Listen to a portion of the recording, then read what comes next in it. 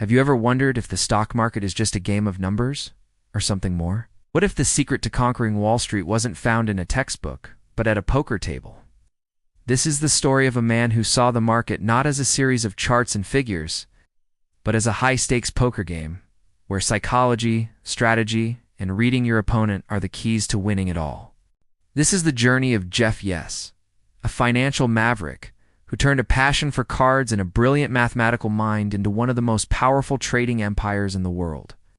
His story doesn't begin in a bustling trading floor, but in the quiet curiosity of a young boy.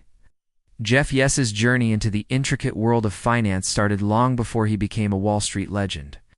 It was a passion ignited in his youth, a spark that would eventually set the financial world ablaze.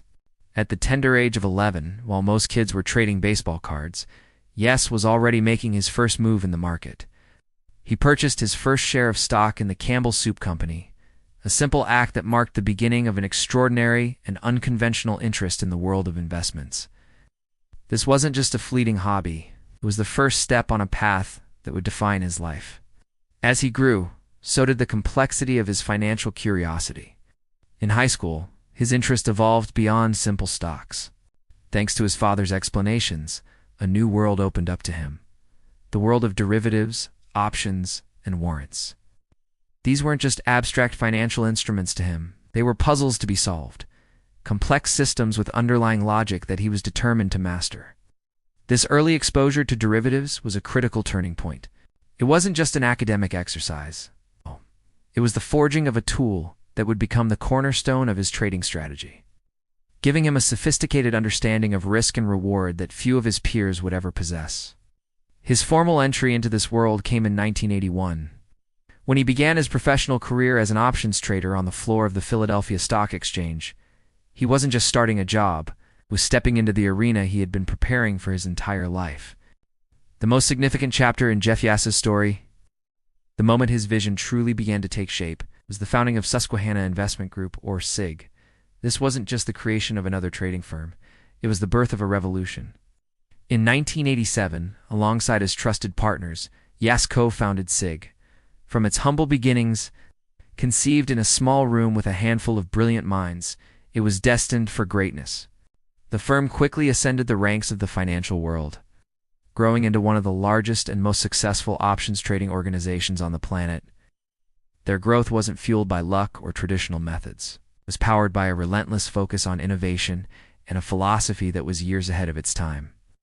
At the heart of SIG's dominance was its pioneering application of quantitative trading. This was their secret weapon.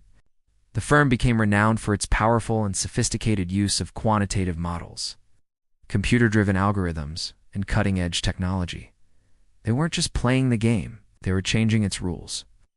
While others relied on intuition or outdated pricing models, Yes and his team were building a machine.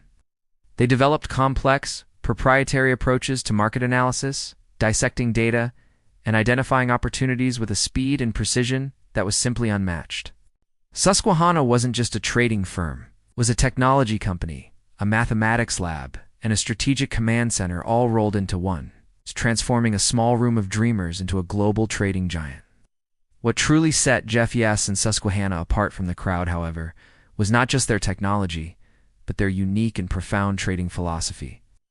It was a mindset born from a different kind of table, one covered in green felt rather than stock tickers. Yes famously views the financial market as one giant poker table. For him, success isn't merely about understanding the mathematical rules or calculating probabilities. It's an art form. It's about reading your opponents, deciphering their betting strategies, and maintaining unwavering psychological control, even when the stakes are at their highest. Just like a master poker player, he understands that the person across the table is just as important as the cards in his hand. This philosophy led him to reject the idea of fixed, optimal models that so many in quantitative finance hold sacred. Doesn't believe in a one-size-fits-all formula for the market.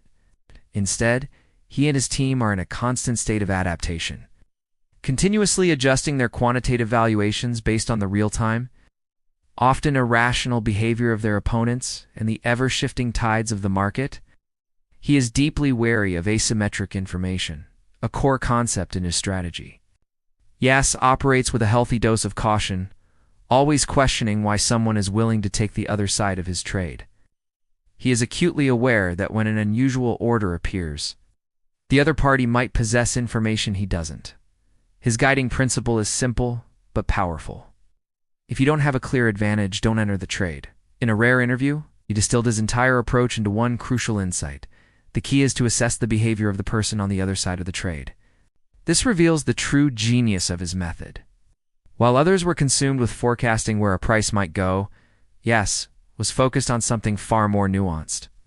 He was making information bets, strategically placing his capital not just on an outcome, but on how he expected his opponents to react to information and market movements. It was a game of chess while everyone else was playing checkers, exploiting the human element in a world increasingly dominated by machines. The fruits of this unique philosophy have been nothing short of extraordinary. Under Yass's strategic guidance, Susquehanna Investment Group experienced explosive growth, rapidly cementing its position as an undisputed leader in the world of quantitative trading. The small group of founders blossomed into a global powerhouse, employing hundreds of gifted employees and traders who shared their founder's vision. Yass himself became known for a legendary trait: his ability to adapt with lightning speed. He could pivot his strategies in response to market changes and opponent behavior almost instantaneously, a skill that allowed him to navigate treacherous market conditions and bounce back from losing streaks that would have crippled other traders. Yet, for a man who achieved such immense financial success, who built an empire and amassed considerable wealth, Jeff Yass's personal life stands in stark contrast to the extravagance often associated with Wall Street titans. He is known for a remarkably simple and modest lifestyle. His focus has always remained on his work and his family, deliberately shunning the ostentatious displays of wealth that are common in his industry. Grounded by deep religious beliefs, he is also actively involved in philanthropy, channeling his success into charitable activities. His journey is a powerful testament to a different kind of success. It proves that conquering the financial markets requires more than just mathematical brilliance.